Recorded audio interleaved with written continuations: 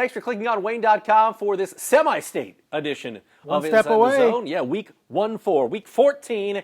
And locally, depending on how you view Eastbrook, we've got three teams really, though, from the Northeast Indiana area still playing. We're talking about Bishop Dwenger in 5A, East Noble 4A, and Adams Central, not South Adams.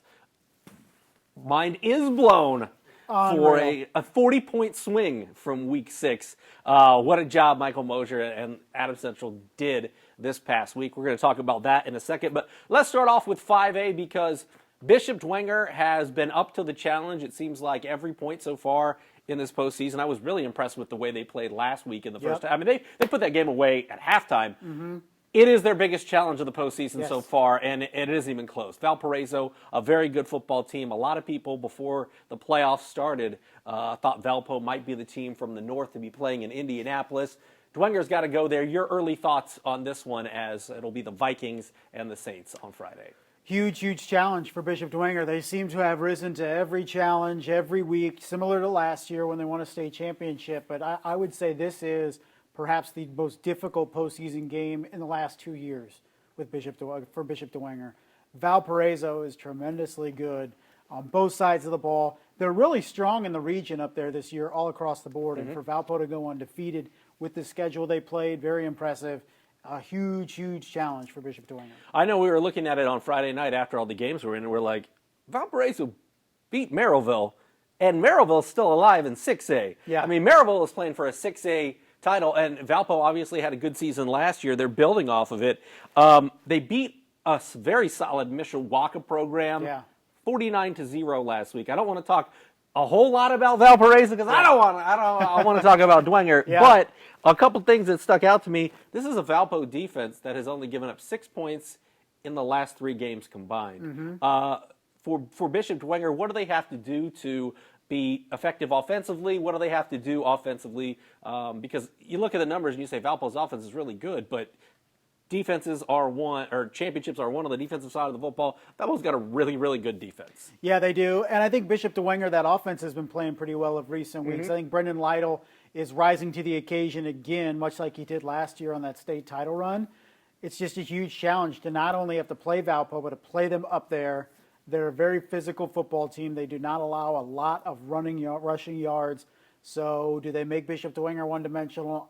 I'm not sure. I expect a slugfest in this one, a game played in the teens, because I don't think either team will have a lot of opportunities to score. Defensively, Bishop Dwenger is hoping to make Valparaiso one-dimensional. Valparaiso is kind of a one-dimensional team. You take a look at last week, they threw for 57 yards. Tommy Burby ran for over 200 yards himself when it was all said and done. How do you control what Valpo does? Because, as you mentioned, this is kind of a pounded out in the trenches, kind of what you might expect from a really good team from the region. They play physical football, and they do it really well on both sides. They beat Mishawaka at their own game last week. You know, Mishawaka's that team, they'll take 4 or 5 yards of play and just keep moving the ball methodically down the field. Now, we saw that in the postseason last year against Dwenger. Yeah, we did. And Dwenger was able to stop it last year in the semi-state. So you have to feel, man, I think it's Mishawaka, but better in terms of how they execute, in terms of how big they are up front, in terms of how smart they play, and how they make you pay on every little mistake defensively. So it's just rising to the level of your opponent. Bishop Dwenger seems to be able to do that over the last couple years, across the last several decades. It's a big challenge, but I wouldn't put anything past Bishop Dwenger at this point. Yeah, if you're Bishop Dwenger, how high is your confidence? Because I think last week people said, they got to make a trip. Harrison is pretty good, and they put that ball game away in the first half. I mean, it's 28-0 at halftime. It was Dwenger's game, and they were obviously the better team on the football field. All 21 points from Harrison came in the fourth quarter when you had different personnel in. If you're Bishop Dwenger, how much are you like, okay, people are underestimating us a little bit. We'd like to do what we did last week and then some against Valpo.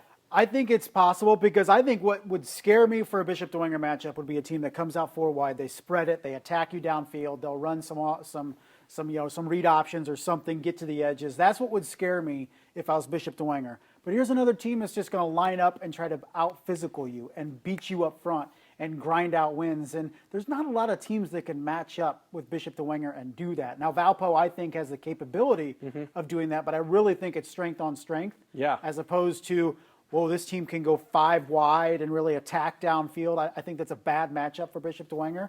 I think this is a good matchup for Bishop Dwenger. Not saying they win, but I think it's a better matchup for that defense and how they like to play. Yeah, the defensive line and the linebackers really key. They absolutely stopped anything that Harrison was doing last week. The Jordan Watercutters of the world, all those big dudes. He's a linebacker, but all the linebackers and all the defensive line. I mean, it was like no gains, 1 yard, minus 1 yard. They really did a great job in the first half. They're going to have to do an even better job this coming Friday night.